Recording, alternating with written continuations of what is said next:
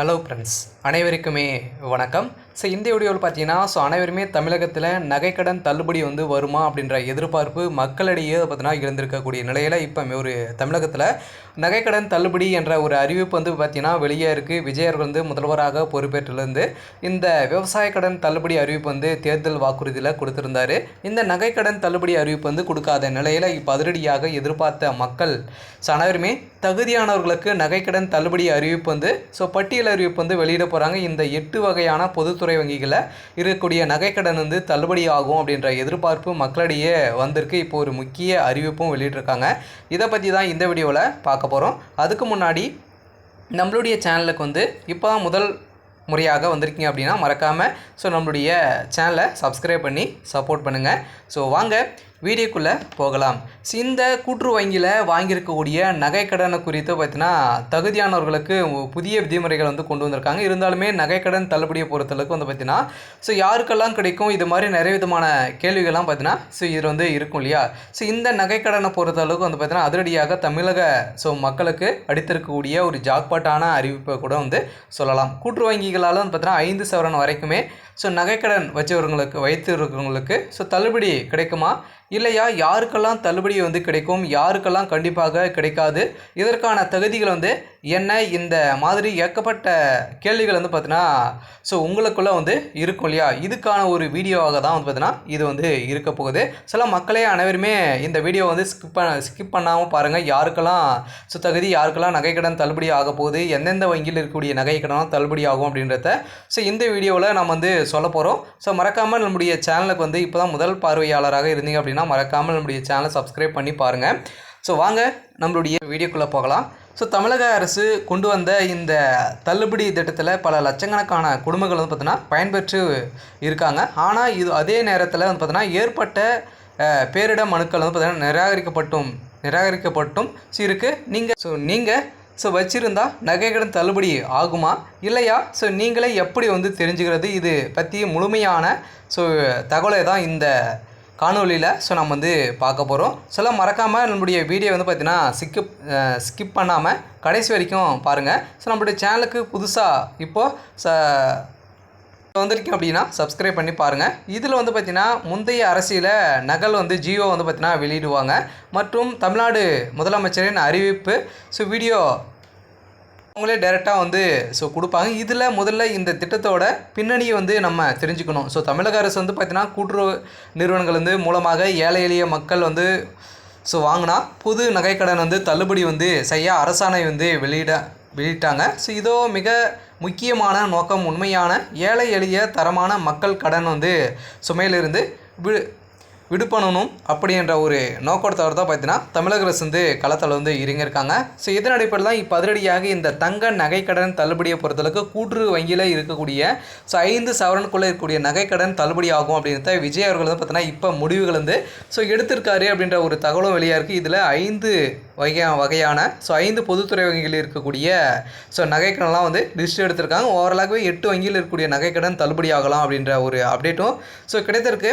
எந்தெந்த வங்கியில் இருக்கக்கூடிய நகைக்கடன் தள்ளுபடி ஆகலாம் அப்படின்னு பார்த்தீங்க அப்படின்னா பொதுத்துறை வங்கியை சேர்ந்த பார்த்தீங்கன்னா ரிசர்வ் வங்கிக்கில் இயங்கக்கூடிய வங்கிகள் பார்த்தீங்கன்னா அதிரடியாக இந்த நகைக்கடன் தள்ளுபடி ஆகும். அது பார்த்தீங்கன்னா மோஸ்ட்லி பார்த்தீங்கன்னா இந்த ஸ்டேட் பேங்க், இந்தியன் பேங்க், அதேமாதிரி கூட்டுறவு வங்கிகள், கூட்டுறவு வேளாண்மை துறை வங்கிகள், அதேமாதிரி நகர்ப்புற கூட்டுறவு வேளாண் துறை வங்கிகள், இது மாதிரி பார்த்தீங்கன்னா 8 வங்கிகள் பார்த்தீங்கன்னா பட்டியல் அறிவிப்பு பார்த்தீங்கன்னா தமிழக அரசு கேட்டிருக்காங்க அப்படின்ற ஒரு தகவல் வெளியாக இருக்கக்கூடிய நிலையில் தான் இப்போ ஒரு நகைக்கடன் தள்ளுபடி என்ற ஒரு பேச்சுவார்த்தை பார்த்தீங்கன்னா இப்போ நடந்திருக்கு. இந்த நிலையில் ஆனால் ஆரம்பத்தில் எல்லாருடைய நகைக்கடனுமே தள்ளுபடி செய்யணும் அப்படின்றத நிச்சயமாக ஆனால் அரசு நிறைய டேட்டாகளை பார்த்தீங்கன்னா எடுத்திருக்காங்க. இருந்தாலுமே மொத்தமாக பெறப்பட்ட நகைக்கடன் விவரங்களை பார்த்தீங்கன்னா பகுப்பாய்வு செய்து 35 லட்சத்துக்கும் அதிகமான கடன் பார்த்தீங்கன்னா தகுதியற்ற அவர்கள் பார்த்தீங்கன்னா இது பெற்றிருக்காங்க அப்படின்ற மாதிரியும் ஒரு தகவல் வெளியே இருக்குது. இருந்தாலுமே 13 லட்சத்துக்கும் அதிகமான கடன் மட்டும்தான் தகுதியானவர்களாக கண்டறிந்திருக்கிறாங்க அப்படின்ற ஒரு தகவலும் வெளியே இருக்குது.